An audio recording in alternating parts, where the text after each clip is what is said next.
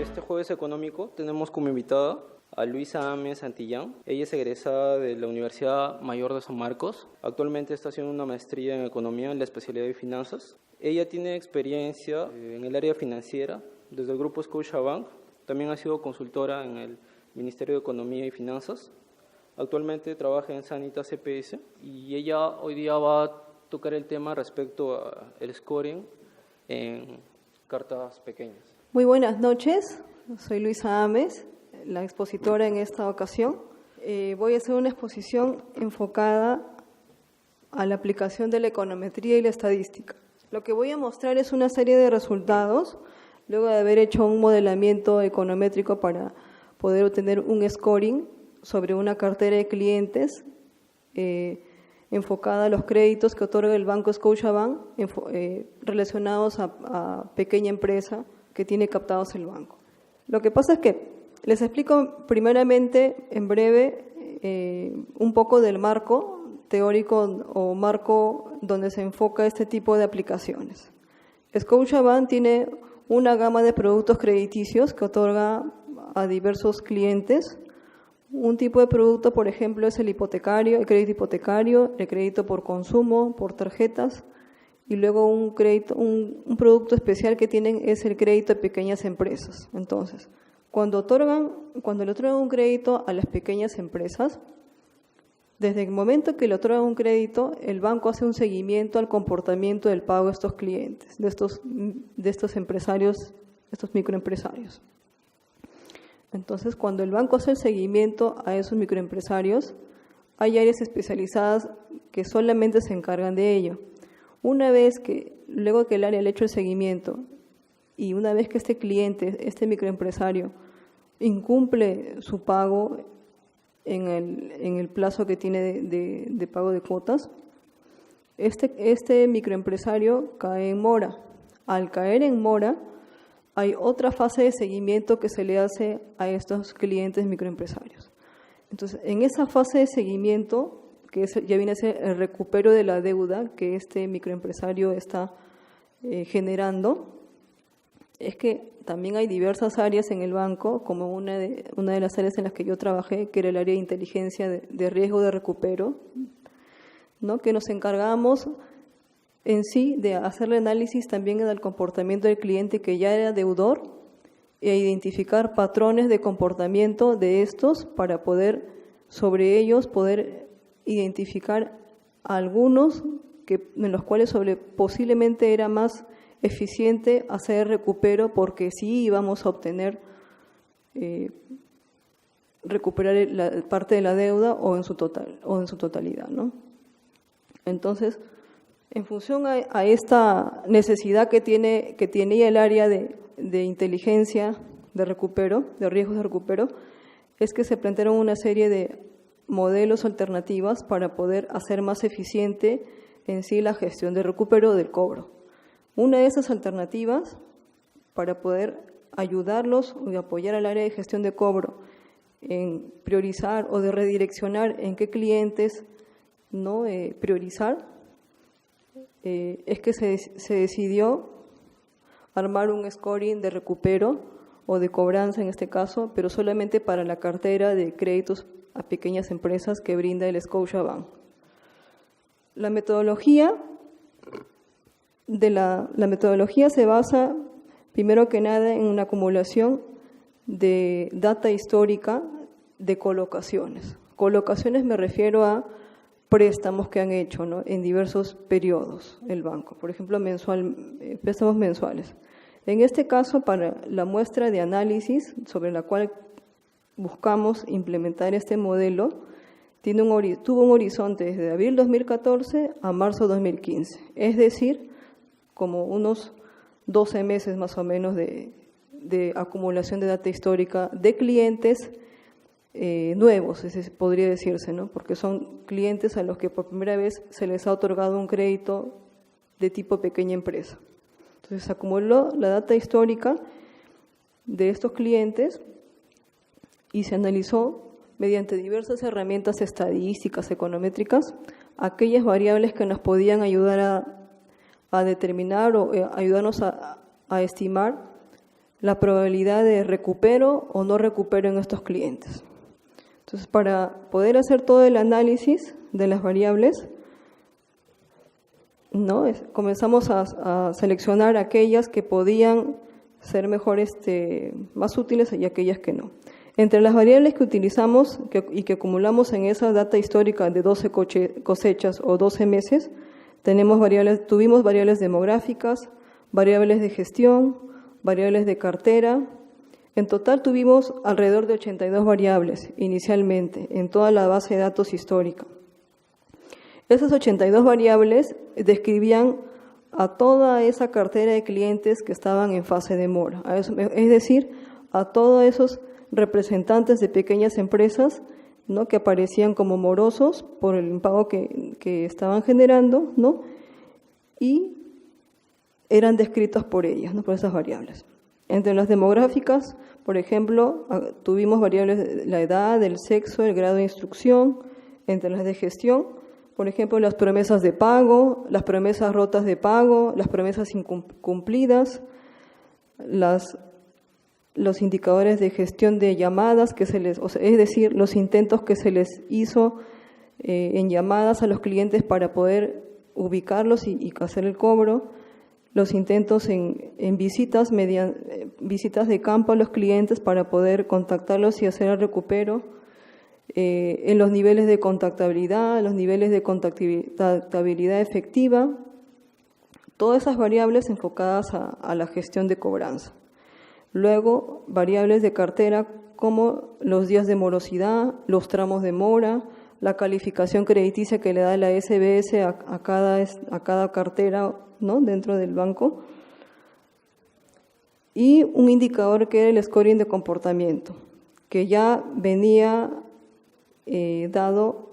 Este scoring de comportamiento, que también forma parte de la variable de cartera, es un scoring que se implementó y se le aplicó y se le designó a cada cliente en la fase de seguimiento, es decir, antes de que entren a mora, a eso me refiero. Los saldos colocados, es decir, el préstamo en soles y dólares, ¿no?, y en general todas estas variables enfocadas a demografía, a gestión, a cartera, fueron las que utilizamos para poder hacer la identificación de aquellos clientes en los cuales se debía hacer la priorización del cobro. En total tuvimos como 82 variables y lo que se buscaba era poder determinar la probabilidad de aquellos clientes que se deterioren y aquellos que no. Bueno, esta presentación está referida a cómo se acumuló la data, cómo se hizo una limpieza de datos para poder, luego de limpiar los datos y tener la data ya consistenciada, limpia, organizada, ordenada, recién poder hacer todo el análisis y el modelamiento. Esta fase es muy importante, ¿por qué? Porque si tú aplicas directamente tu modelo econométrico, estadístico, sobre una data que realmente es muy errónea, tú vas a encontrar estimaciones súper ineficientes, ¿no?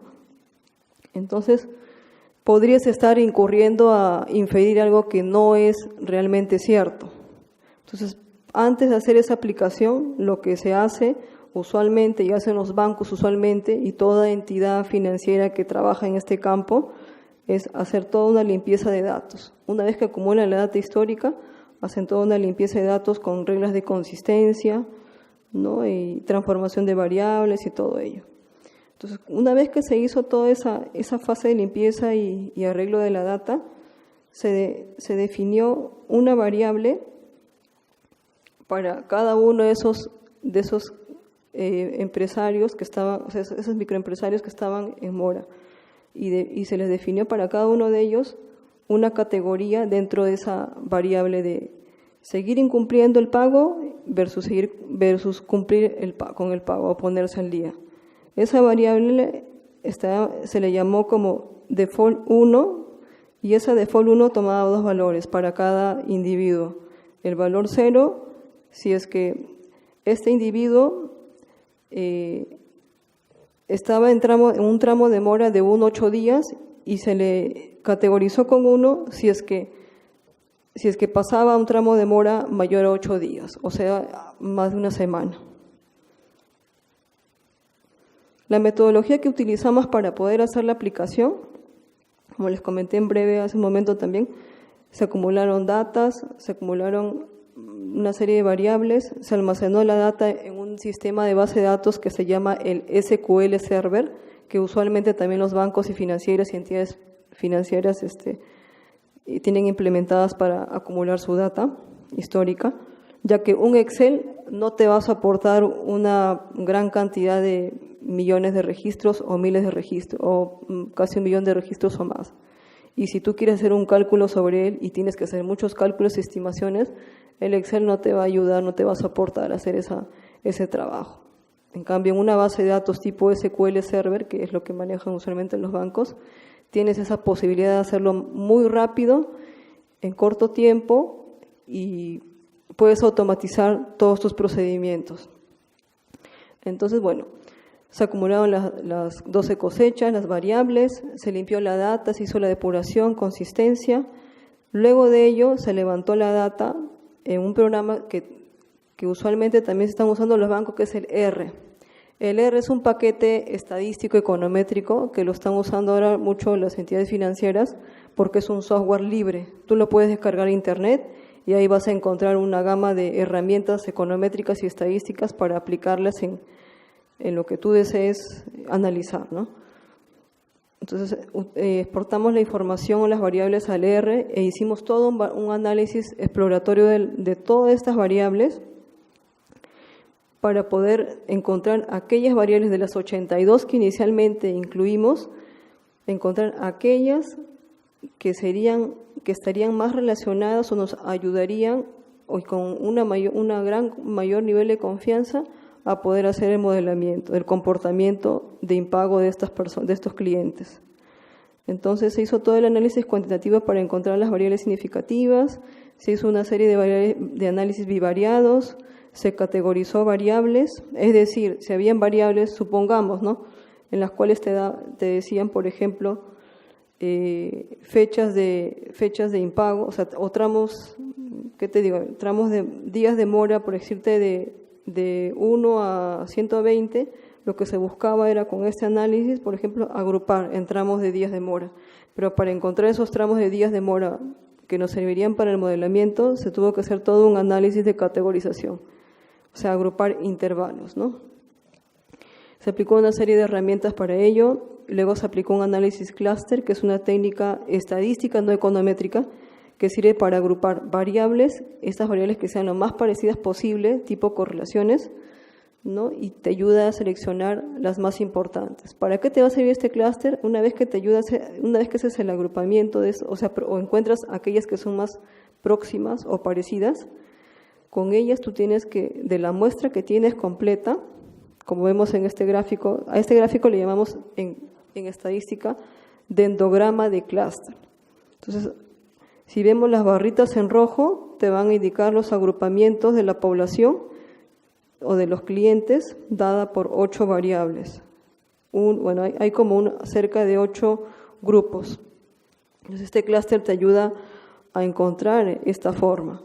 Es una manera de poder aproximarte a encontrar aquellas variables de todo un grupo enorme que tienes, que en este caso eran 82, te indicaría, de todos los 82 no trabajas con los 82, sino trabaja con este grupo, luego de todo el análisis que has hecho. Estas variables deberías usar para tu modelo para captar ese comportamiento en esos clientes. Una vez que se hizo esa identificación de las 8 variables, se hizo ya la corrida del modelo. Esto lo hicimos en el Stata, es un paquete ya econométrico, no el Stata. Hicimos la corrida en el Stata y que nos arrojó un gráfico muy importante que te arroja el Stata para lo que es modelos de scoring, ese gráfico de las curvas ROC y el índice de Gini.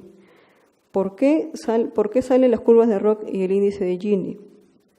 Estas curvas ROC y índice de Gini son indicadores que te miden el nivel de discriminación que tendría el modelo aplicado a cada uno de los clientes que estaban en mora.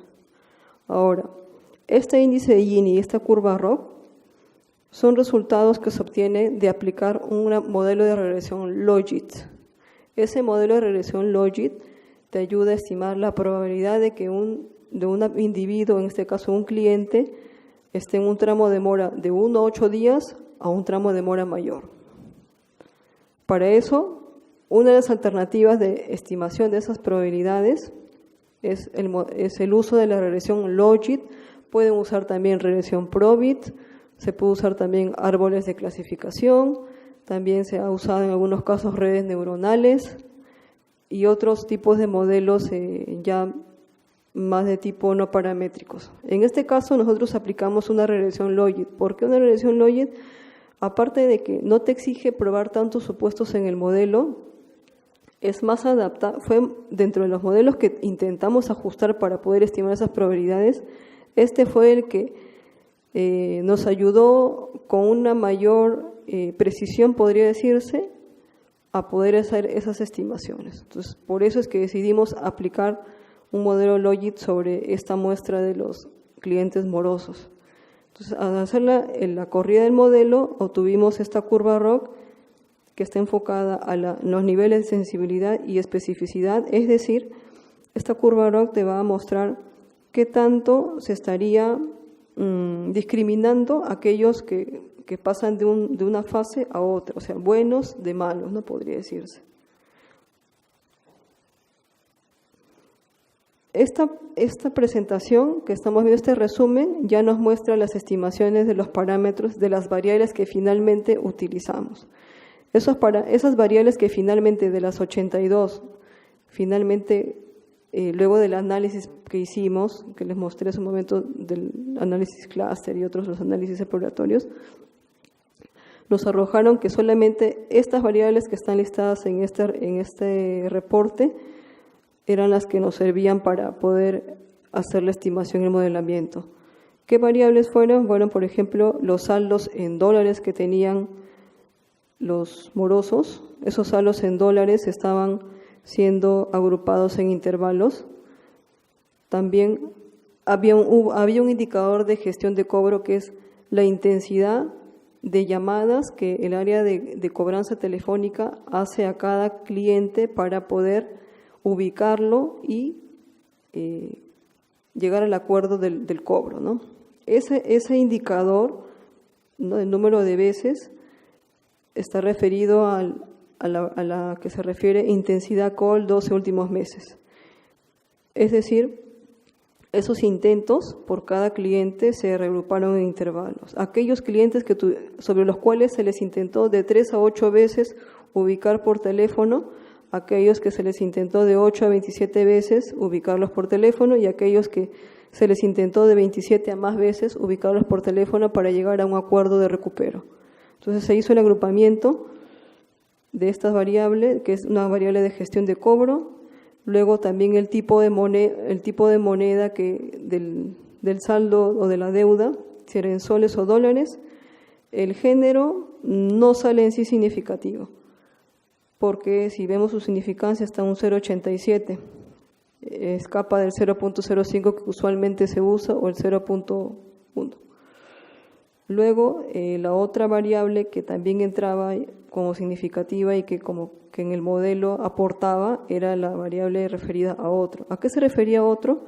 Se refería a si eran microempresarios o pequeños empresarios. En este caso serían los microempresarios, categoría de ellos. Y el intercepto, ¿no?, el intercepto que te arroja la regresión. Todas estas significativas, salvo el género, ¿no?, que sale un 0.8 en significancia. Ahora,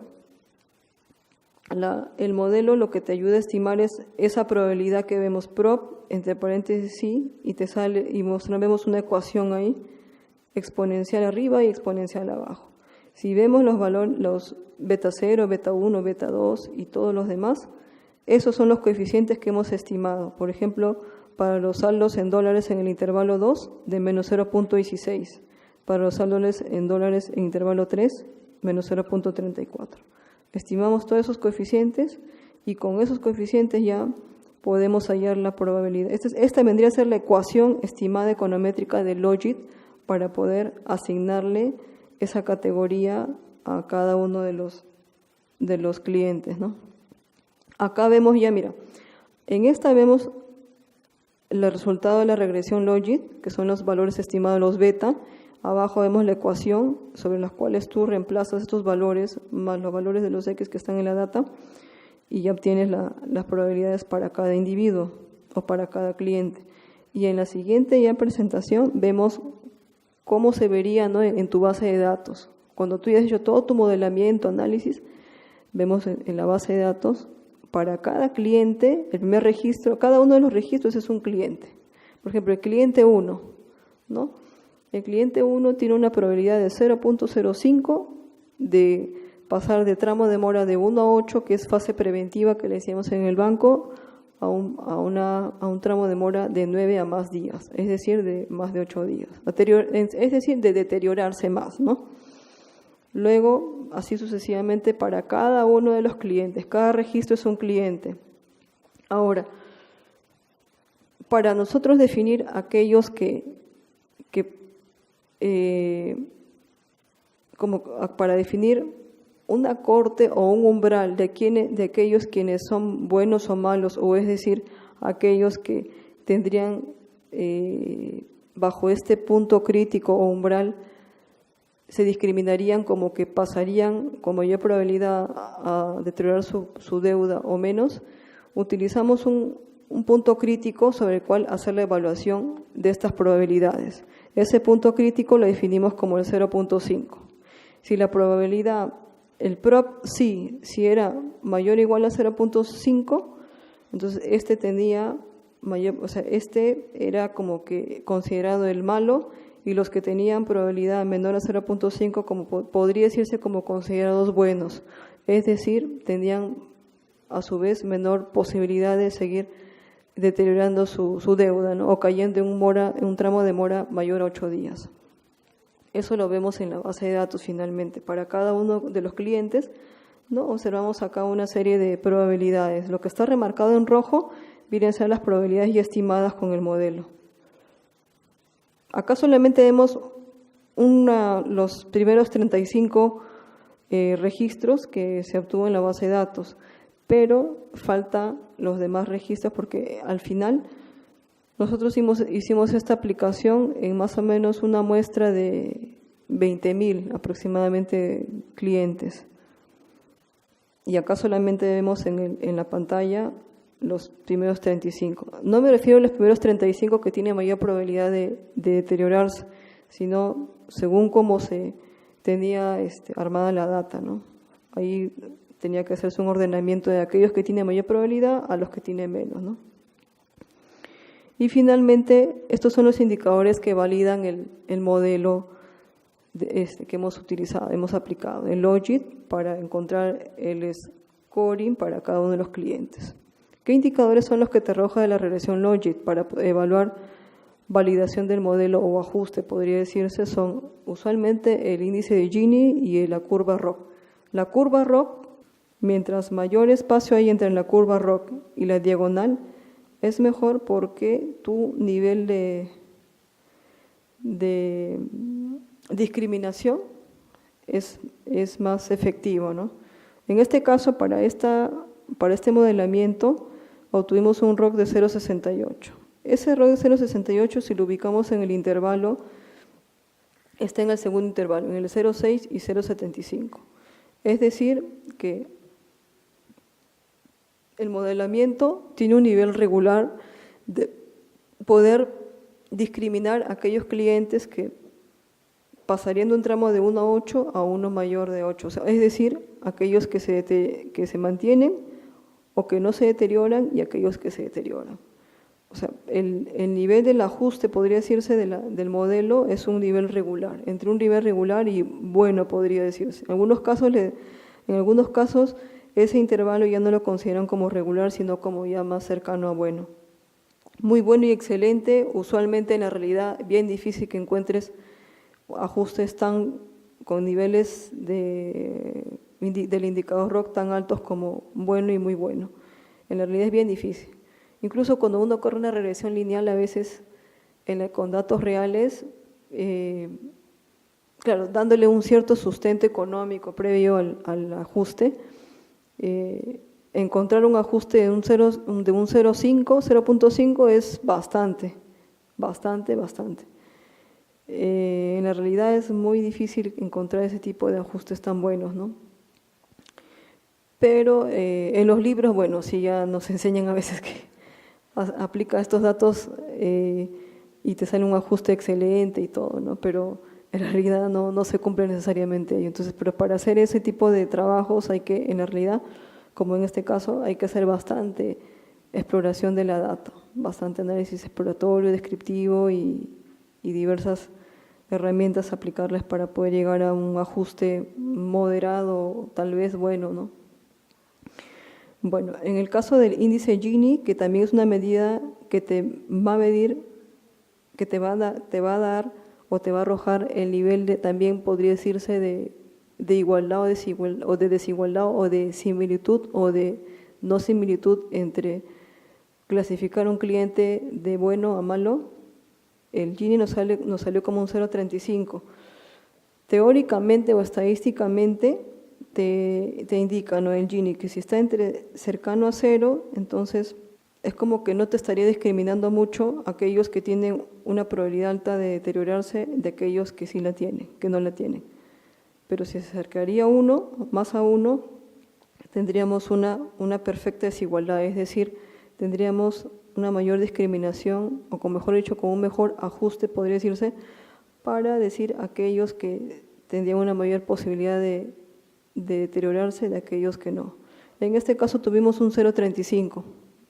También podría decirse que es un indicador de ajuste regular, el ROC y el Gini en este caso usados. Una vez que se hizo todo el modelamiento, armamos en la base de datos, identificamos los niveles de probabilidad de deterioro de cada cliente. Esto ya lo coordinamos con el área de riesgo de recupero, de cobranza, y el área de gestión de cobro. Ellos ya se encargaron de utilizar este indicador para poder priorizar su gestión en aquellos clientes que tenían mayor probabilidad o tendencia a deteriorarse, ¿no? Bajo las variables o características que nosotros habíamos encontrado en el modelo, ¿no? Toda esa información también la manejan ellos porque estas variables estaban disponibles en la base de datos que también el área de gestión maneja y que se vienen actualizando y reproduciendo casi diario. ¿Por qué? Porque todos los días se realizan cobros de créditos, todos los días, y un día un cliente puede ser moroso, al siguiente ya no, o hasta un momento es no moroso, pero en un momento no esperado cayó en mora y así. Entonces, o se puso al día o hizo un pago fraccionado o solicitó un refinanciamiento, en fin. Entonces, todas esas operaciones y movimientos que generan los clientes se almacenan en el sistema y la base de datos, a la cual tienen acceso al área de gestión, nosotros y otras áreas que también trabajan en conjunto con nosotros, como el área comercial, por ejemplo. Y bueno, este solo es una aplicación en la fase del otorgamiento de crédito, pero cuando ya cayó a mora. Hay otros scorings que también que implementan las entidades financieras, que son el scoring de otorgamiento, o sea, es para decidir a qué clientes brindarles un crédito o no y hasta qué límites, bajo sus condiciones o características, no se les asigna también un scoring, pero ese es un scoring ya como que de otorgamiento de crédito. Luego también se implementan scorings para hacerle seguimiento al cliente, ¿no? Buenos pagadores, a los mejores pagadores, entonces todo un seguimiento desde el momento en que se otorgó el crédito hasta el momento en que pudieron caer en mora. Y si caen en mora, ¿cuánto tiempo lo están? Y aquellos clientes que presentan un comportamiento moroso muy extremo, ¿no? Entonces todos esos clientes que cayeron en mora hasta podría decirse los que estuvieron bastante tiempo, es que se hizo este trabajo. ¿Por qué? Porque el banco tiene uno de sus mayores ingresos que tiene el banco es justamente el otorgamiento de créditos.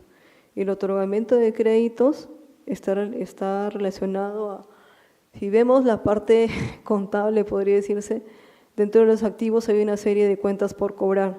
Entonces esas cuentas por cobrar se incrementan mucho y tus días de cobros se van incrementando, es decir, tu cobro se hace lento y tú, supongamos como banco, tienes cuentas por pagar o tienes inversiones que hacer o otro tipo de operaciones para poder crecer o mantenerte o inversiones diversas, esto puede afectar ese tipo de operaciones del banco. Entonces, las entidades financieras invierten bastante actualmente en áreas especializadas en trabajar diversos análisis, generar estrategias o modelamientos como de este tipo para poder hacer más eficiente ese recupero, ¿no?, de los créditos, para no ver afectada esa parte del negocio, ¿no?, porque es vital para ellos seguir teniendo recupero, ingresos y luego generando rentabilidad del negocio, ¿no? Pero como les comentaba hace un momento, las entidades financieras, bancos, financieras, cooperativas, empresas de seguro, empresas clasificadoras de riesgos, todo lo que es el sistema financiero, entidades del sistema financiero privado, por normativa de la SPS y de la SUSalud, en el caso de las aseguradoras de salud, por ejemplo, les exigen que implementen modelos de gestión de riesgo en todas las fases. Por ejemplo, modelos de riesgo de mercado, modelos de riesgo de crédito, modelos de riesgo operativo, modelos de riesgo de liquidez, modelos de riesgo legal, modelos de riesgo de balance, modelos de riesgo legal y una gama de modelos de riesgo o de estrategias de riesgo y todo ello para poder hacer un seguimiento a